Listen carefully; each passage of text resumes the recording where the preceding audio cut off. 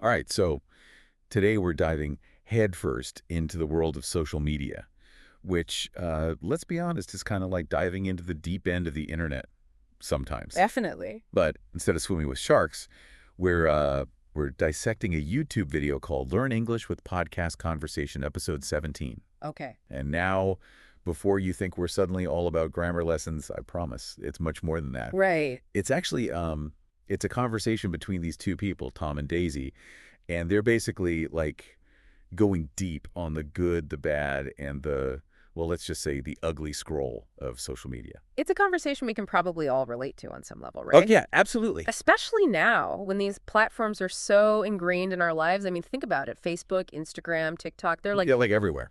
everywhere. And Tom and Daisy really get into the nitty-gritty of how they impact us, from the psychology behind why we can't stop scrolling to, like, practical tips for like actually regaining control of our digital well-being. Exactly, yeah. And it's interesting because, like, right off the bat, they start talking about how much time they each spend on social media every day. And, it's kind of a mixed bag. Tom's over here clocking in a solid 4 to 5 hours, which, I mean, hey, no judgment, it happens. Happens to the best of us. But then you have Daisy, who's like super disciplined, keeping it to a tight 20 minutes to an hour max. Wow, that's impressive. It just goes to show how different our relationships with these platforms can be. It does. And actually, Daisy talks about how overwhelming it can feel sometimes, like just that constant influx of information and the notifications. Oh, the It's notifications. never ending, right? Never ending. She actually compares it to like carrying around a giant stack of books, which I thought was a really, really interesting analogy, That's a good one. because you're just weighed down constantly. Yeah, yeah, totally. And speaking of feeling weighed down, Daisy also mentions how social media, like, sometimes makes her feel like she's missing out on those real life connections.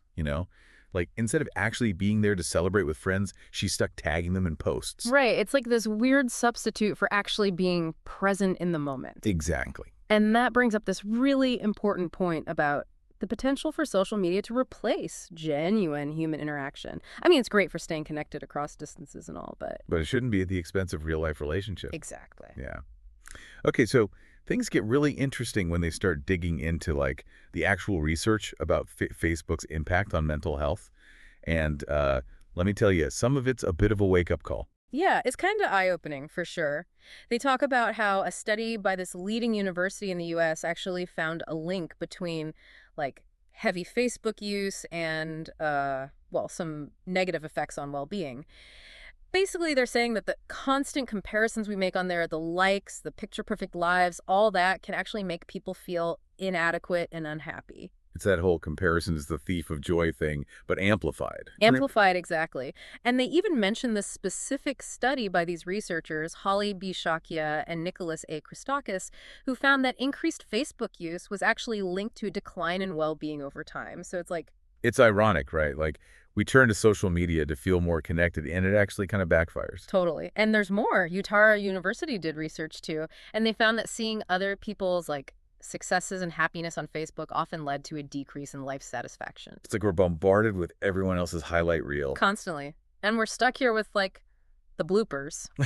Right, exactly. Okay, so we've established that Facebook can be, well, a little bit of a downer sometimes. But then the conversation shifts, and Tom brings up TikTok addiction, which apparently some studies suggest might be even more addictive than Instagram or YouTube. Oh, yeah. TikTok is a whole other beast. So what is it about TikTok? What makes it so, like, captivating? In one word, the algorithm. It's designed to like hook you. Oh, yeah, I've heard that. It's like it knows you better than you know yourself. It's kind of creepy, actually. But basically, it learns what you like and then just keeps feeding you a constant stream of content tailored to your tastes. So you start scrolling. The next thing you know, you've fallen down this rabbit hole of like entertaining, but ultimately Time consuming. very time consuming, yes. And the videos are so short and snappy. It's like you can consume a ton of content in such a short amount of time. It just plays right into that just one more video mentality. And then boom, an hour's gone. Exactly. And what's fascinating is that Tom and Daisy point out that this isn't just accidental, like Yeah. this is by design. Wait, so they're saying these platforms are designed to be addictive? That's exactly what they're saying. Yeah. They even talk about how these companies hire like psychologists and stuff to help make their apps as engaging, as addictive as possible. It's like It's like they're hacking our brains or something. It kind of is, and they use all these psychological tricks. Like, there's this thing called variable rewards. Variable rewards. Yeah, it's basically where you're not sure what you're going to get with each scroll or click, so it keeps you coming back for more. And then there's social validation, which is that little dopamine hit we all get from getting likes and Oh, comments. yeah, the likes. And all these things, they create this cycle of engagement that can be so, so hard to break. So it's like it's not even really our willpower against the app. It's our willpower against, like, a whole team of psychologists armed with algorithms. Pretty much. And they even suggest like some pretty drastic solutions, like just uninstalling the apps altogether. Cold turkey. Cold turkey. I mean, I get it, but uninstalling does seem a little extreme, right? Like, are there any, like, less drastic measures we can take? I mean, they did mention some other tactics, right? Oh, yeah, for sure. They talked about how even just like logging in through the web browser instead of the app can make a difference. Really? Yeah, it's like it adds that tiny bit of friction, like Yeah. it's a little less convenient, so it kind of disrupts that automatic urge to check your phone every 5 seconds. Right. It's like taking the stairs instead of the elevator. It's that little mental speed bump. Exactly. And then there's the classic turning off notifications. Oh, yeah, that's a good I'm one. sure you've heard that one before, but they really emphasize how powerful it can be to just like silence all that dinging and Oh, buzzing. I'm a total convert to that. Yeah. I turned off most of my notifications a while back, and it's amazing, like, how much calmer my phone feels now.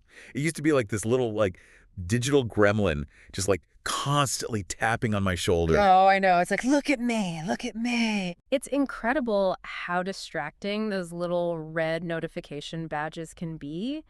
And it's not even just like, oh, I might miss something fun. It's also like this weird social pressure to be in the know all the time. Oh, yeah, totally. Like, you don't want to be the only one who doesn't get the joke or whatever. Exactly. But, it's okay to set boundaries. Like, your mental health is more important than knowing the latest meme. 100%.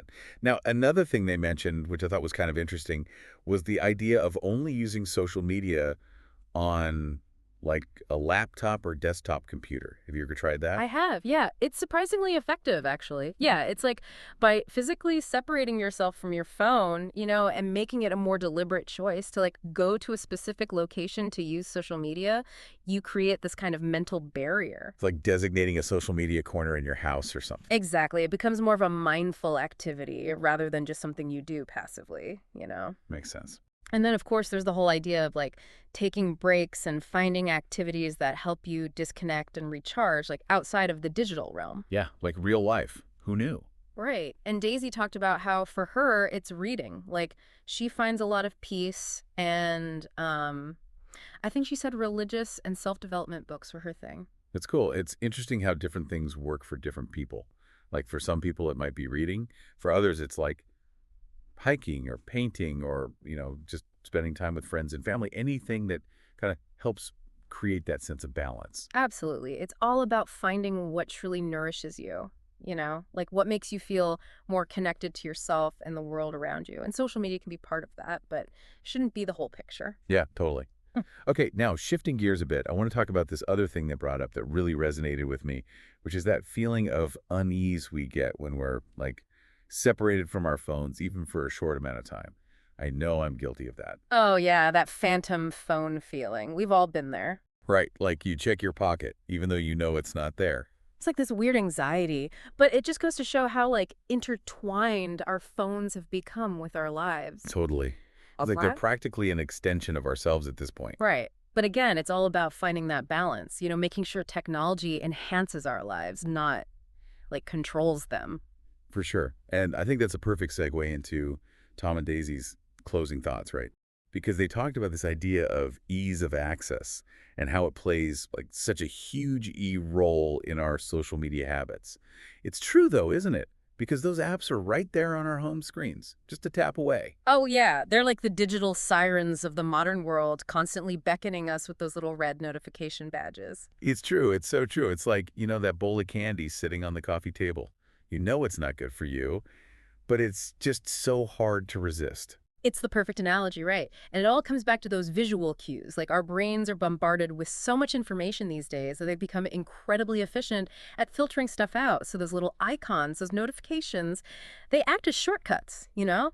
They Hmm. trigger these automatic responses that like totally bypass our conscious decision making. It's like we're on autopilot half the time. Exactly. So, okay, so if those visual cues are so powerful, what if we kind of flip the script on ourselves, right? Like, what if instead of those brightly colored app icons, we replace them with images of things that, like, actually bring us joy or benefit? Ooh, I like where you're going with this. Right, like instead of Instagram, you see a picture of your loved ones. Or Yeah. instead of Facebook, it's like a book cover or a serene landscape. It's like using the power of visual association to our advantage, you know? Like we're basically hacking our own brains to crave something healthier. Exactly. It's all about being more intentional with our choices. Hmm. And sometimes I feel like just a little visual reminder can go a long way. Oh, for sure. So as we wrap up this deep dive, here's something to like chew on, right? What visual cues could you incorporate into your own digital life to, to prioritize your well-being, to create a healthier relationship with technology? It's something to think about, right? It is, and it's a great reminder that we're not powerless, you know? We have Yeah, more control over our digital lives than we often think we do. absolutely. So unplug, recharge, and we'll catch you in the next deep dive. See you then.